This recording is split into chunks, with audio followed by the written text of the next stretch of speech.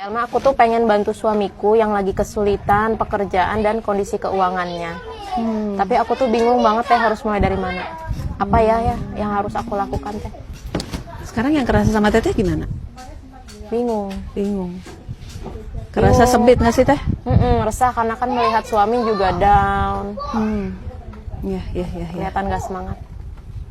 Kebanyakan perempuan mengira kalau laki-lakinya, kalau suaminya itu sedang kesulitan keuangan, finansial, sampai sulit memenuhi kebutuhan rumah tangga. Kebanyakan perempuan mengira dia juga harus ikut kerja. Ini saya cerita dulu ini ya, paradigma umumnya perempuan. Sehingga kadang mereka sampai, wah gimana caranya lah, dalam 24 jam saya sempat kerja dan mendatangkan uang. Tapi yang tidak disadari, kadang batas antara saya membantu dengan akhirnya saya mengorbankan diri dan peran-peran saya tidak berjalan dengan baik, batasnya jadi tipis, malah sering melewati batas. Nah inilah masalahnya, karena amanah perempuan terhadap suaminya dan amanah perempuan terhadap anaknya itu hukumnya wajib. Sementara kalau perempuan bekerja itu hukumnya mubah.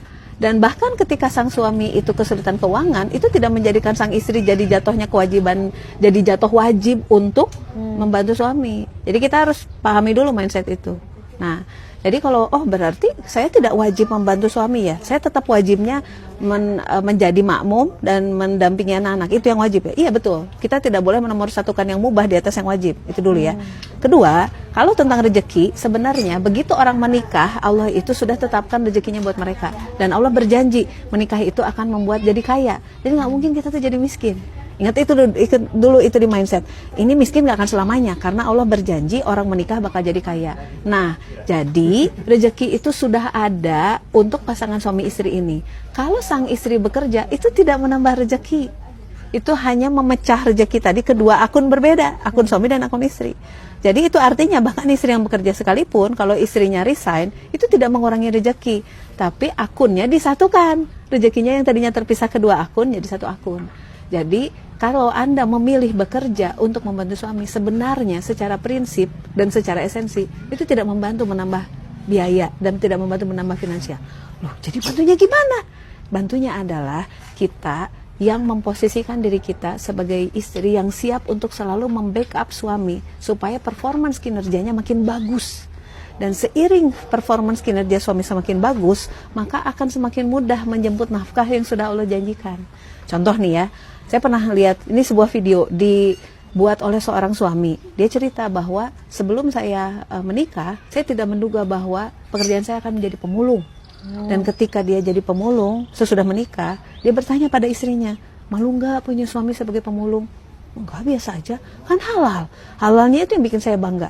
Nah ternyata kalimat itu saja, si istri belum membantu ya, kalimat itu saja menguatkan suami untuk mau bekerja lebih keras, memulung lebih banyak, ke tempat yang lebih luas, dan dia tetap melakukan pekerjaan utamanya sebagai pemulung. Semakin banyak yang dia pulung, akhirnya dia bisa ngumpulin sebagai bos lapak gitu ya, ngumpulin kardus di sini, ini di sini, di sini. Istrinya ikut membantu, aku rapihin ya. Nah akhirnya lama-lama dia kemudian ikut merangkul pemulung-pemulung yang lain, dan sekian belas tahun mereka berkeluarga dan bahkan punya anak sekalipun. Kalau si istrinya ditanya, Bu, pekerjaan suaminya apa? Pemulung. Kalau dilihat dari ukuran finansial, apakah mereka kaya? Sebenarnya tidak. Tapi sang istri tidak menawar perannya sebagai istri dan ibu hanya demi kemapanan finansial yang diharapkan. Nah, jadi dari sini kita bisa lihat apa cara terbaik seorang istri untuk membantu suami yang sedang kesulitan finansial, backup suami, mudahkan suami untuk menjalani hari-harinya demi bisa fokus pada performance kinerjanya. Semakin baik performance kinerjanya, rezeki yang Allah sudah janjikan itu akan datang pada suami istri itu. Justru kalau istri salah mengambil asumsi dan kemudian malah ya udah saya bekerja, perannya tidak dilakukan, yang wajib dilakukan oleh sang istri malah terabaikan. Nah, yang terjadi adalah barokah hilang dari keluarga itu. Kalau barokah hilang, rezeki jadi sulit untuk datang. Begitu, Teh. Mudah-mudahan jadi bisa kelihatan bedanya ya. Amin, amin ya rabbal alamin.